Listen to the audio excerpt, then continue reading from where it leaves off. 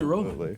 So first up, we have Bob Bowden from Choice Media. And, you know, Choice Media is all about trying to put a spotlight on K through 12 education policy. So let's play a video that we've got there.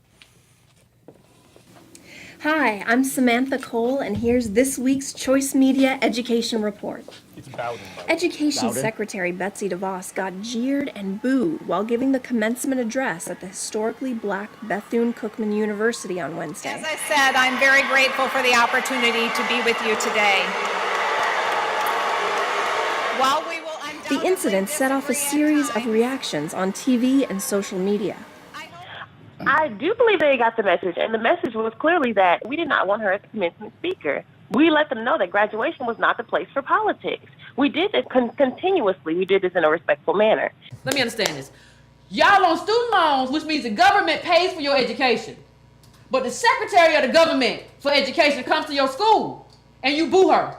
The person who is paying for you and allowing loans for you to go to school comes to your school, and you boo her. That's not good politics. And That's not good politics. Later the same night, DeVos released the statement, quote, "I have respect for all those who attended, including those who demonstrated their disagreement with me." In traditional district news, should the best teachers get bonuses? A couple of districts across the country are dealing with this issue of merit pay. In Dallas, administrators presented a revised merit pay plan, and in Newark, New Jersey, 62% of teachers voted to approve an amended contract with merit pay bonuses. Revolutionary. Wow. So welcome, Bob. Thank you. Yes, thanks for inviting me. Quite a video you brought there. Well, I mean, I've been enjoying bold business since I was a kid. Ever since, you know, I was a young child, I've been growing up with bold business, so it's great to be So here. you're 3 weeks old. Precocious, indeed, yes. So tell us a little bit about what you do. Obviously, you're not shying away from those hot button issues. Oh, sure, yeah. So the world of education is one that is changing. In our view, it has the least media attention of anything in our culture relative to the importance in our society. So everyone goes to school. Schools are in every city, suburb, small town, rural area. Huge changes are underway with online learning exploding, the charter school movement, homeschooling growing by huge percentages.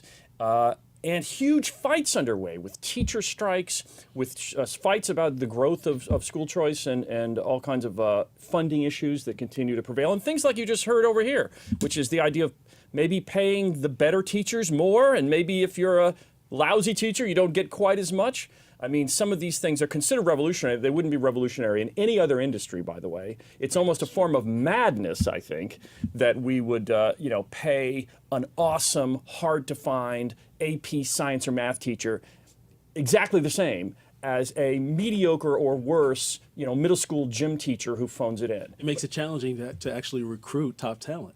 Oh, that's exactly right. Exactly, and also retain the talent. Right. When people know that they're working really hard and they're a great teacher, and the teacher across the hall is awful, and maybe they have one extra year of seniority and they get paid more than you do, and you're awesome. It's not very good for morale. Let's talk about school choice, because obviously that's implicit in your name, Choice Media or whatever. Let's Indeed, talk yes. about that. That charter schools are a mainstay where I'm from in Florida, where Betsy DeVos spoke, obviously. But, some people aren't familiar with school choice because charter schools don't have, are not very common in many parts of the country. Sure. I mean, while it's true 44 states have charter school laws, in most places, for most people, they're not zoned in an area near a charter school, so it's not a part of most of their lives. So it's basically 5% right now of the enrollment population is in charter schools in America right now. So that's where sounds very high to me. From when I was a little kid, it's a lot higher. Oh, sure, it's doubled in the last 10 years or so. Yes. And so it is growing, but there continues to be pushback. Just last November, there was a statewide referendum in Massachusetts, for example, to cap this. We got to cap these charter schools. Don't let them grow. And They're trying to do that in New York as well. a lot of teachers' union money goes into that because they don't want the competition, and they also want to keep the union dues coming in from the teachers who are unionized in the traditional public schools. So they oppose this kind of thing. Well, you mentioned competition. Can you expound on that? What have you seen with respect to traditional public and charter schools? I mean, the way that a lot of school choice movements started is they would look at places with some awful public schools, like chronically failing dropout factories, places where 50% of the kids dropped out every single year. Places with academic proficiencies, in the single digits, where what percentage are proficient in math or English, that kind of thing.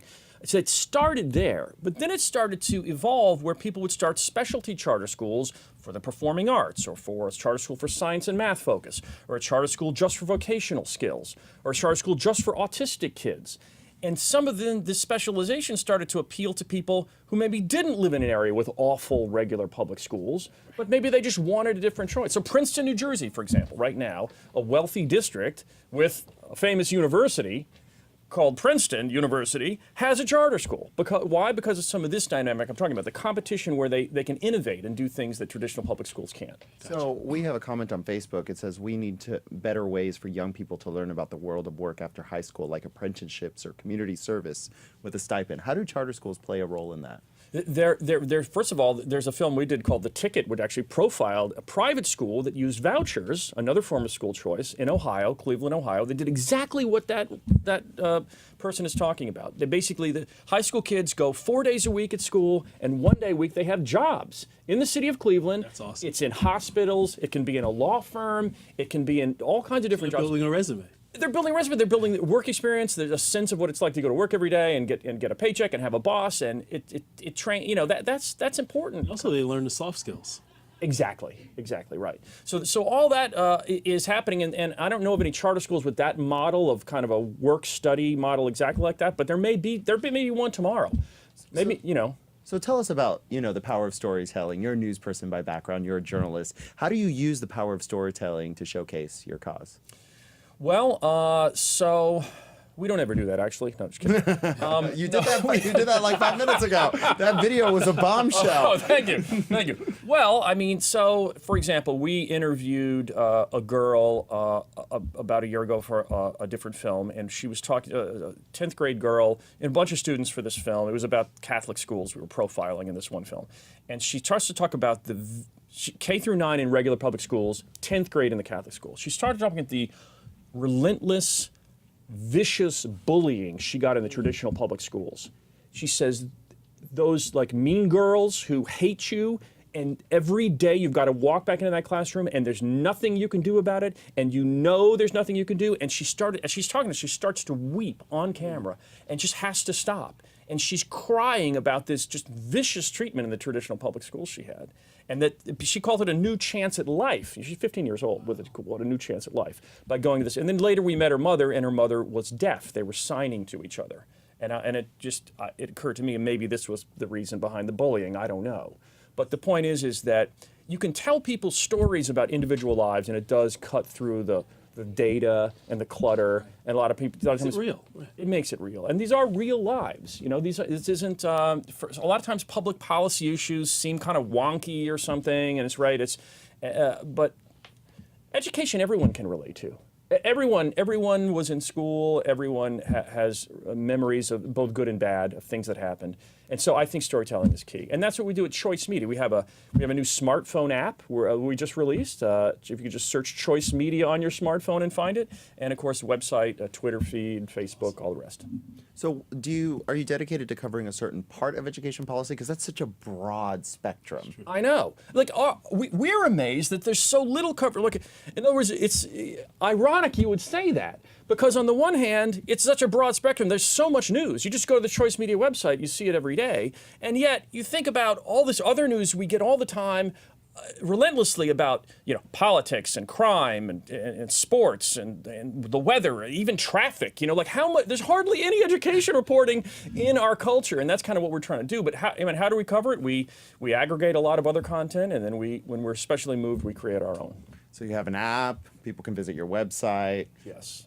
All these videos, like Betsy DeVos getting booed. We're not shying away from those controversial topics, are we? That's right. We're starting a week in review type report, and that what you just saw was the first episode that just aired last Friday, which is a week in review of education news. And so, yeah, there's a lot of news every week. It's amazing, and if you go to the website, you'll see. Hopefully, people will read it and share it and talk about it. Now that I'm on this show, it's Absolutely. nothing but that's right. I'm headed up. Well, you're always welcome to air your content here, Bob. Thank you for joining us as always. Anytime. Thanks, guys.